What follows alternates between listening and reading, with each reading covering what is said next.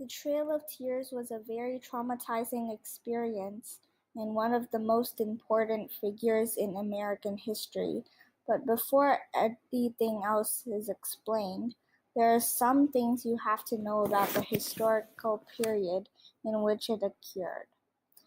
In 1838 to 1839, during the Age of Jackson, the time period in which Andrew Jackson was president, the Treaty Party allowed Indian land to be exchanged for the settlers' land. Andrew Jackson allowed for this to happen, giving Native Americans a 2-year deadline to reach Oklahoma. More than 2 years later, the Native Americans were still in their homeland, then being forced out after not meeting the deadline.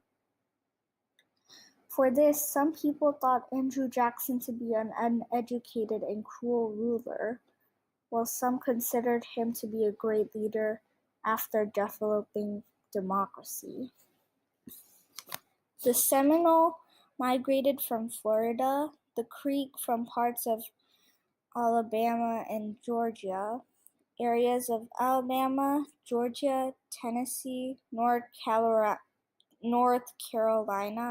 were once inhabited by the Cherokee, while the Choctaw and Chickasaw both occupied parts of Mississippi and Alabama. From all these different areas, the Indians were forced to migrate to Oklahoma. All the Indians who didn't meet the deadline for leaving their lands were forced to walk the Trail of Tears. Accompanied by white soldiers, the Indians were forced to march barefoot, not a single snowshoe in winter, and no proper insulation. As a result of unexpectedly being forced to march to Oklahoma by foreigners, not all the necessities needed by the migrants were brought. At least 10,000 Native Americans deceased through starvation and not being able to hunt hibernating animals, exposure to the cold, or disease. Before the Trail of Tears, miners dissatisfied with the amount of gold obtained forced the Native Americans inhabiting that area to leave their territory in order to make sure no gold was obtained by them.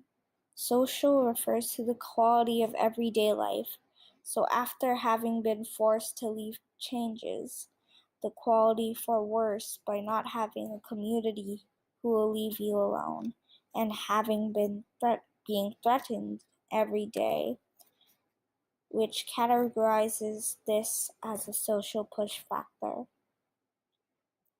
The reason for miners forcing the Indians further west is because of the gold rush itself.